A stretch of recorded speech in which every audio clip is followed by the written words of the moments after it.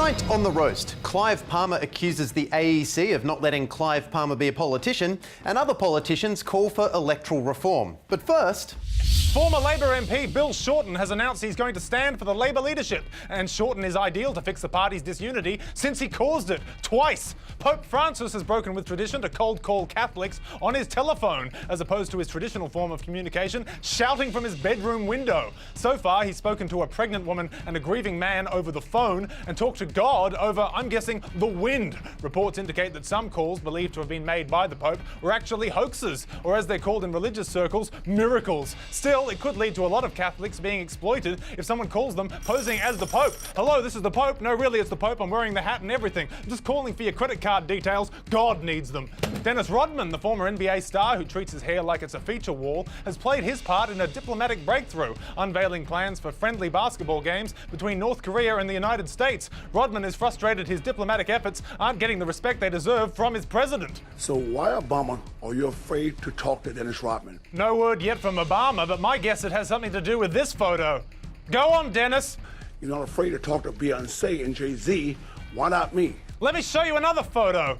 But if it turns out a basketballer can solve an international crisis, then Syria doesn't need John Kerry. It needs Muggsy Bogues, Meta World Peace, or the Monstars from Space Jam. The whole thing seems farcical, but who are we to criticise when we just elected Glenn the Brick with Eyes Lazarus? Germany's Thomas Bach has been elected president of the International Olympic Committee in the one election this week where someone representing sports wasn't elected by mistake. As for vice president, the job has gone to Australia's John Coates, where his main responsibilities will be wishing death upon Thomas Bach. When asked what his first task will be, Bach replied, "The first challenge will be to celebrate." I know how he feels. It's not easy having a good time. And finally, ex-NRL player Anthony Watts has received an 8-match ban for biting an opponent's penis in a local match, presumably in an attempt to bring back the stiff.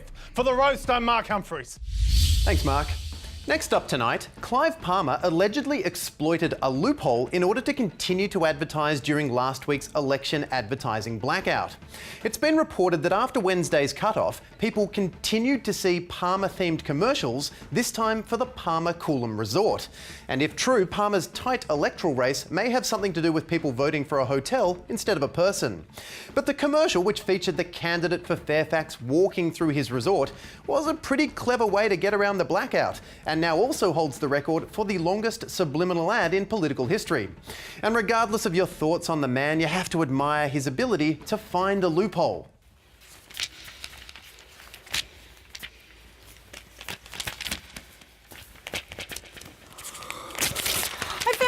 I found the golden loophole, Mr. Palmer! That means there's only one left. Now, the takeaway for other politicians is if you want to run ads during next election's blackout, get a second job, like Tony Abbott's cycle tours. He'll take you forward. Wink. And while billionaire Clive Palmer's actions during the advertising blackout might seem a little bit sneaky and a little bit unfair, Clive Palmer says he himself was the victim of unfair treatment during the vote counting process, claiming if there were UN observers here, this would be regarded as an unfair election. Wow, I had no idea the University of Nebraska was so interested in allegations of Australian electoral fraud. No, the UN. Oh, you mean Unidad Nacional, the Peruvian National Unity Party? No, the United Nations. Tom, did something happen on the weekend that I don't know about? Like, did the Liberal Party start executing people at polling booths? No. Clive Palmer just accused the Australian Electoral Commission of having lax security measures, with several unsecured bags of pre-poll ballot papers left in a building owned by the Liberal National Party.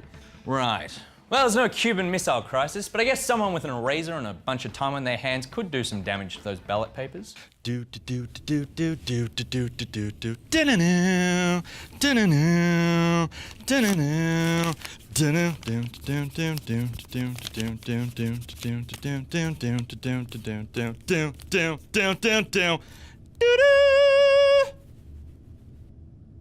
Yeah, well, according to Palmer, in the seat that he hasn't even won yet, his party's scrutineers weren't told about a recount on Sunday, and only Labor and Liberal National Party scrutineers were invited, which does sound dodgy, but the only other option would be to have scrutineers from every minor party breathing down your neck while you recount thousands of votes.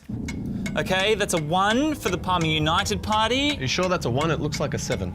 It's a 1! It could be a thin 9. Let's just split the difference and call it a 4.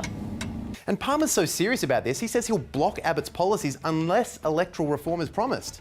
Block them with the United Nations? No, with his incoming senators, Jackie Lambie and Glenn the Brick with Eyes Lazarus. Oh, you mean Lammy and the Brick? It's Lammy and the Brick.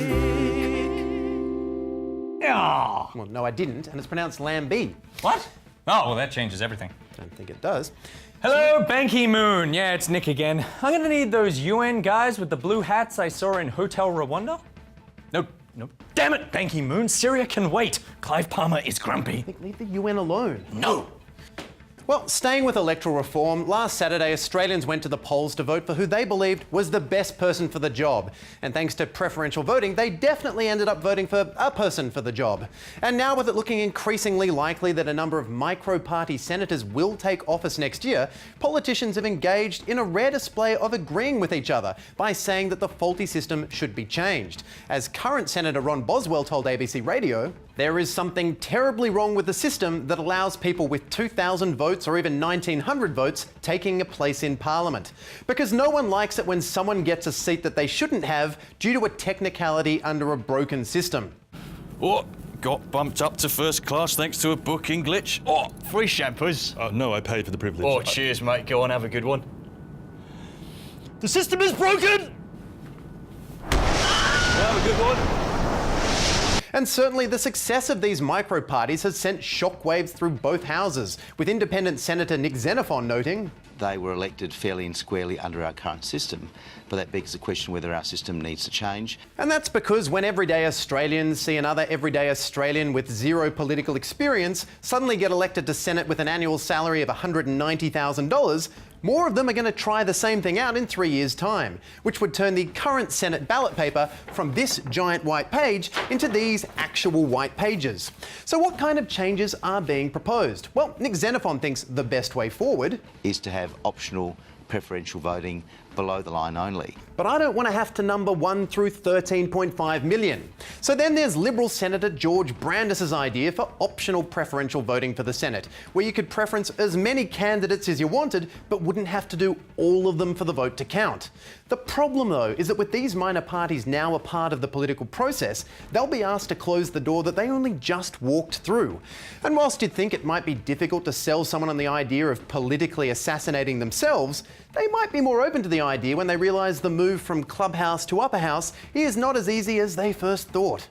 And so moving on to Article 7, subsection H. What are you talking about? I think we can all agree that the proposed amendments from the Honourable Member of Singleton are... Focus, Ben. You are a senator now. And finally to the issue of electoral reform. All those in favour of preventing individuals who aren't qualified from getting a seat in Senate through backdoor preference deals, say aye. Aye. The motion is passed. Oh, thank God. But if these electoral reforms do end up being passed, these minor parties might just end up being responsible for some of the most sweeping electoral reform in our nation's history. In that sense, to the future micro-senators, we say thank you. Your lack of vision and political experience will ironically make you some of the most influential politicians in the Australian Senate. Good night. It's Lammy and Brick, screw-doo-doo, bam-bay-dam-boo, having adventures.